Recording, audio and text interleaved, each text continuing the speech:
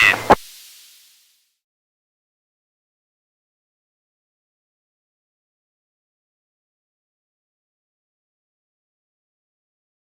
everyone, Rob here from Daisho Tactical, and today we're going to be working on how to approach corners in CQB. If you're new to the channel, just to establish some credibility real quick, I'm a 22 plus year law enforcement officer with 15 years on SWAT, and the last couple of years I'm basically a trainer for our SWAT team. Still do get to kick doors now and then, but I've been relegated mostly to the training side of the house. So when we talk about corners, we're talking about just approaching a simple right or left corner. Yeah, very simple.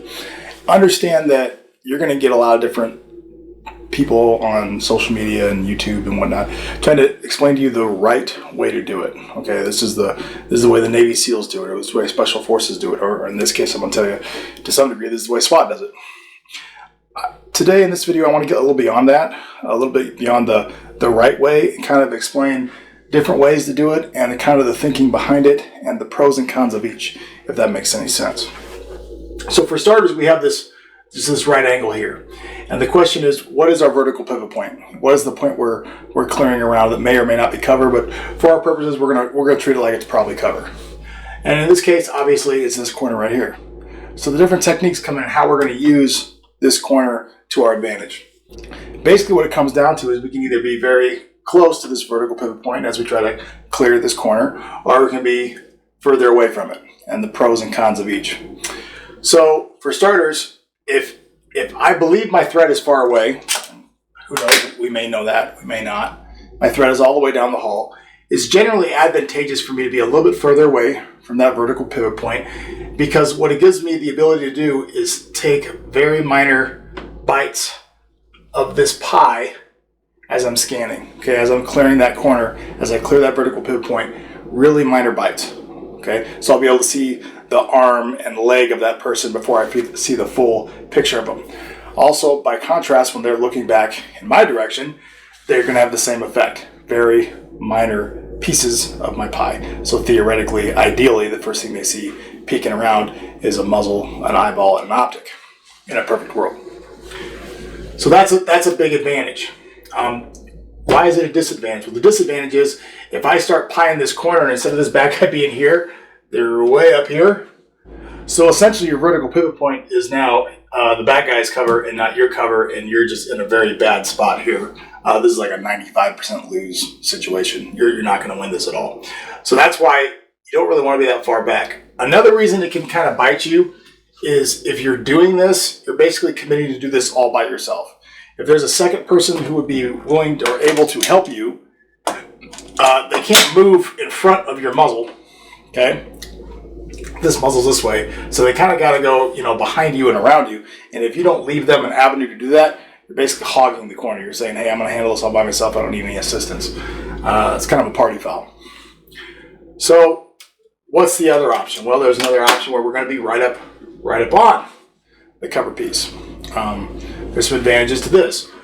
The big one being I'm very close to the cover. Okay, if I want to, I can actually go around the cover and brace my rifle on it, which of course gives away my position to some degree. But bracing really increases our accuracy, thus increases our lethality and reduces our liability, which is a big thing in law enforcement. So bracing can be very good, but bracing also gives away your position and also keeps you from being able to bail out in a hurry because your weapon's around the corner, as opposed to being slightly back from the corner, and you can bail out quite easily if you have to bail out of that position really quickly. So there's some pros and cons with bracing. But if we're up close, one of the big cons of it is it's very difficult for me to take those really small bites. When I'm working this corner, I'm going to get information in huge flashes, huge swaths, which is fine if I'm in a hurry. Like let's say there's some sort of exigency down here that I got to take care of. But if I'm doing a very slow clear because the threat is high, that can kind of bite me in the ass, because the first thing I'm going to see is a whole flash of this bad guy, and in turn this bad guy is going to see a pretty big flash of me, even if I'm using cover well. So that is kind of the negative to it.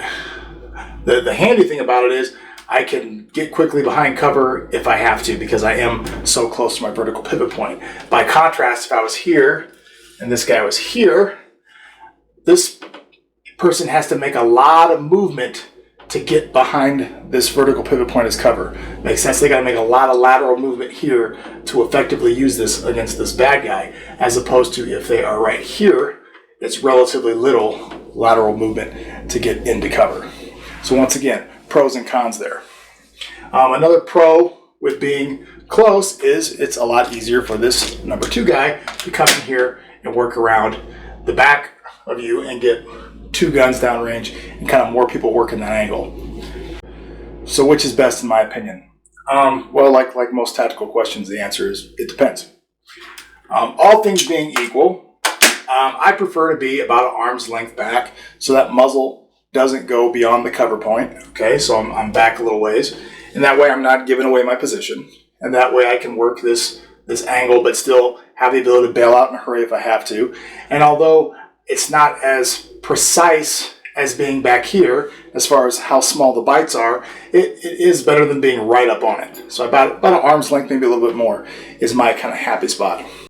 Now, if it's a really high risk clear by myself and I have time on my side, and to be brutally honest, I don't know how this scenario would happen, but let's say it's a fantasy and this occurs. I would probably be back as far as I can be allowed reasonably, so I'm not too worried somebody's going to be here. But that way I can take those small bites and slowly clear that pivot point and hopefully see just a little bit of the person and not take too big a step where I process more of it than I have to. Here's the caveat to all this. People like talking about this argument, this scenario, what are we going to do, how are we going to clear? But the reality is you are very, very rarely going to be afforded a choice. Hallways this wide like this is like commercial, like a hospital, a school, something like that. And 90-some% of structures that we do CQB in are residential. They don't have hallways this wide. You're just not afforded the opportunity to do it. There's also other crap in the way and other stuff going on. So usually how we use that vertical pivot point when we're coming around the corner is dictated by the structure. It's not dictated by our choice. So most of the time you're going to be stuck up here, up close anyway, regardless in a residential context. That's the reality of residential CQB. So that's all I got on clearing corners. I'm going to do a few more of these in the future, maybe one on T-intersections and one on hallways, just explaining the basic CQB principles. If you like my content, please like, subscribe, hit the little bell. You guys know how YouTube works. Better yet, support my content by buying some merchandise. Go to my store at daishotactical.com. There you can find a variety of weapon slings. I make lots of different ones in lots of different colors. I also make shooting bags. Those are all made by me by hand at my workbench.